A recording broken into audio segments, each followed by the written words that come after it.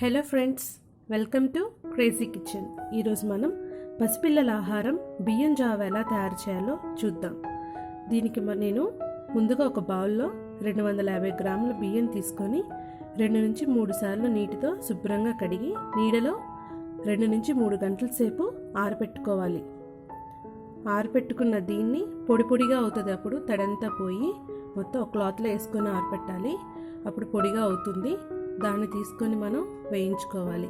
ఇదిగోండి, ఇక్కడ బాండీలో తీసుకున్నాను. ఈ బియ్యాన్ని, ఆరబెట్టుకున్న బియ్యాన్ని తీసుకొని సన్నని సెగ పైన ఒక 5 నుంచి 7 నిమిషాల పాటు వేయించుకోవాలి. వేయించుకునేటప్పుడు మధ్య మధ్యలో గరిటె పెట్టి కలుపుకుంటూ వేయించుకోవాలి, లేకుంటే బియ్యం మాడిపోతాయి. ఇలా నెమ్మదిగా వేయించుకుంటూ సన్న సెగ పెట్టుకోవాలి. పెట్టుకొని వేయించుకోవాలి. ఇందులో చిటికెడు జీలకర్ర, ఇంకా చిటికెడు వాము వేసుకోవాలి. ఇవి పిల్లల అరుగుదలకి చాలా మంచిది. అందుకే కొంచెం జీలకర్ర, కొంచెం వాము కలుపుకుంటున్నాము. ఇవి కూడా వేసాక మొత్తం బియ్యాన్ని కలుపుతూ మనం సన్నని సెగపైన వేయించుకోవాలి. ఇవి పేల్ బ్రౌన్ కలర్లోకి వస్తాయి ఒక 7 నిమిషాల తర్వాత. అప్పుడు ఇవి వేగినట్లు అన్నమాట. దాన్ని తీసుకొని ఒక మిక్సీ జార్లో తీసుకున్నాను. ఈ మిక్సీ జార్లో తీసుకొని దీన్ని పౌడర్ చేసుకోవాలి. బాగా మెత్తగా అవసరం లేదు, కొంచెం రవ్వలాగా పౌడర్ చేసుకుంటే సరిపోతుంది. పౌడర్ చేసుకొని ఇది ఒక డబ్బాలో పెట్టుకొని వారం నుంచి 10 రోజుల వరకు ఇది స్టోర్ ఉంటుందన్నమాట. తర్వాత జావా ఎలా తయారు చేయాలో చూద్దాం. ఒక బాండీ పెట్టుకొని దాంట్లో 100 గ్రాముల నీళ్లు తీసుకున్నాను. అవి బాయిల్ చేస్తున్నాను. బాండీలో వాటర్ని హై ఫ్లేమ్లో పెట్టి బాయిల్ చేసుకోవాలి. తర్వాత ఒక గిన్నెలో 1 స్పూన్ బియ్యం రవ్వ వాటర్లో కలిపాను అనమాట. ఆ కలిపిన బియ్యం రవ్వని ఈ వాటర్లో వేసి, బాయిల్ అయిన వాటర్లో వేసి మనం జావ తయారు చేసుకోవాలి.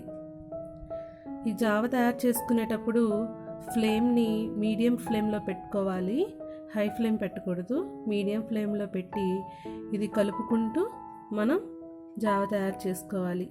ఇలా గరిటె తిప్పుకుంటే ఇందులో ఉండలు కట్టేస్తుంది. సో మీరు తిప్పుతూ జావ తయారు చేయండి. ఇందులో చిటికెడు సాల్ట్ కూడా కలుపుకుంటే మంచిది, టేస్ట్గా ఉంటుంది. కానీ ఇది ఆప్షనల్, వేయకపోయినా పర్వాలేదు. సాల్ట్ కూడా వేసాక ఇంకా తిప్పుతూ ఇది మొత్తం కలుపుతూ జావా ఉడికించుకోవాలి. బియ్యంలో చాలా బి కాంప్లెక్స్ విటమిన్స్, శరీరానికి అవసరమైన ఎనర్జీ సోర్సెస్ ఉంటాయి. ఇవి పిల్లల ఎదుగుదలకి చాలా మంచిది. ఇందులో ప్రోటీన్ కూడా ఉంటుంది, వాళ్ళకి శక్తినిస్తుంది. కాబట్టి పిల్లలకి మొట్టమొదటి ఆహారంగా బియ్యం జావను పెడతాము. 6 నెలల వరకు తల్లిపాలు మాత్రమే ఇచ్చిన తర్వాత మొదట బియ్యం జావను పెట్టండి, వారికి ఈజీగా అరుగుతుంది. ఇక్కడ చూద్దాము ఇది ఉడికిందో లేదో. బియ్యం రవ్వ ట్రాన్స్పరెంట్గా అవుతుంది. అలా ట్రాన్స్పరెంట్గా అయినప్పుడు ఇది ఉడికినట్లు అనమాట. సో మధ్య మధ్యలో మనం చెక్ చేసుకుంటూ ఉండాలి ఇది ఉడికిందా అని. కొంచెం ఉడికితే సరిపోతుంది. ఒక 3-4 నిమిషాలు ఇలా ఉడికిస్తే మనకు బియ్యం జావ రెడీ అయిపోతుంది. చూడండి, ట్రాన్స్పరెంట్గా అయింది. మనకి ఇప్పుడు ఇది తయారైంది.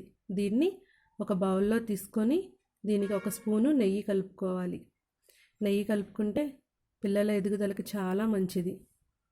దీన్ని ఎప్పటికప్పుడు ఫ్రెష్గా తయారు చేసి ఇవ్వండి, గోరువెచ్చగా.